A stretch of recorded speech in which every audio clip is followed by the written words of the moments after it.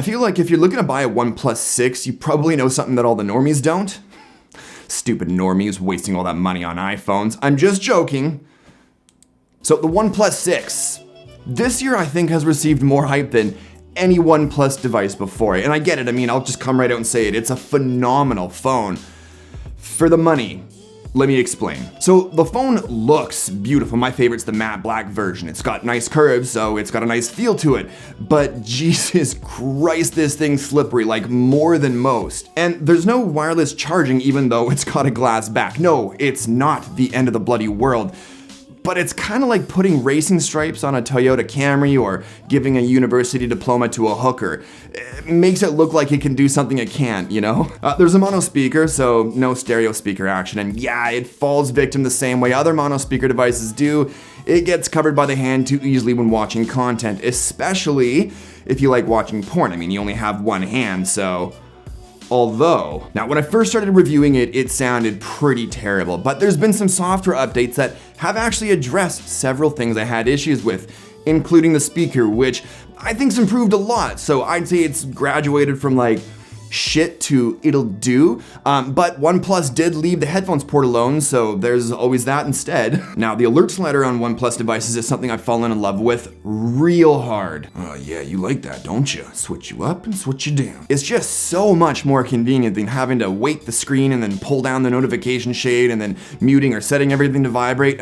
The next phone I spend $1,000 on better have a goddamn alert slider. The user experience has been fantastic the entire time I've used it, and like I mentioned in a previous video, I'm not a huge fan of the Oxygen OS launcher, but I like everything else OnePlus has done with software. They've kept it really close to stock Android without an overwhelming amount of useless Harry Potter type features like on Samsung devices. For instance, the option for gesture navigation instead of traditional software buttons is really cool, and I use it for at least half of the time, right up until I stood over it with a baseball bat ready to smash the thing to pieces. Like, unfortunately for me, I don't think it's refined enough to continue using gestures daily. Like, there were too many times when I ended up scrolling down instead of going back, or I jumped to the home screen instead of getting to my reasons list. Like, if you think I swear a lot now, you should see me when I'm replying to an important email and I end up swiping away from it somehow mid-thought. So now I'm back to software buttons. Performance on the OnePlus 6 has been amazing. Probably one of, or maybe even the most fluid, quickest devices I've reviewed. Now, I got the 8GB version because the 6GB version was sold out when I was placing my order, but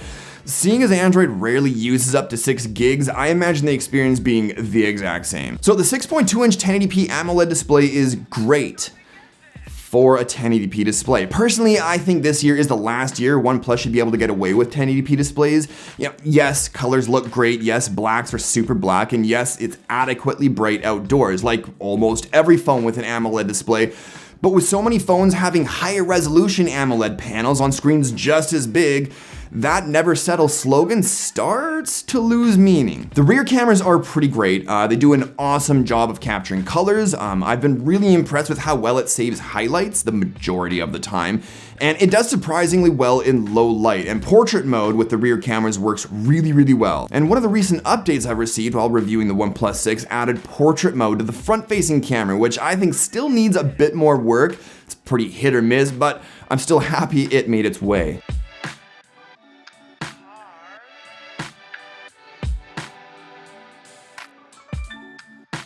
So yeah, overall I'm pretty happy with the camera, but I did notice some overprocessing in pictures from both the front and rear cameras, which is a subtle reminder of why the more expensive phones are more expensive. And finally, battery life has been terrific for me. Now, others have reported poor to average battery life with its 3300 milliamp hour battery.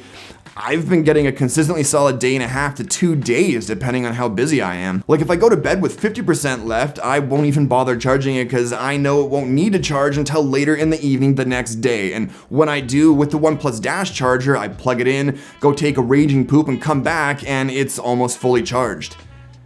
I take big poops. So wrapping up at $530 for the 6GB version for a new phone.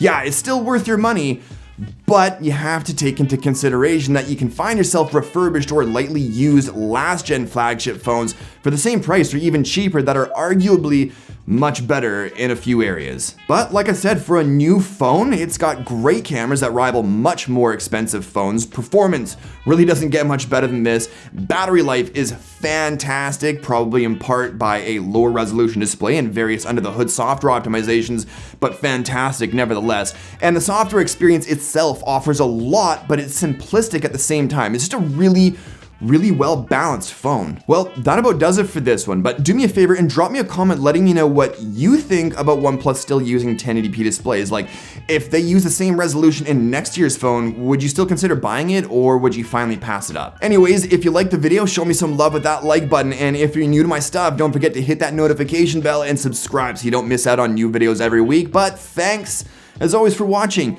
and I'll talk to y'all in the next one. Cheers. Ciao!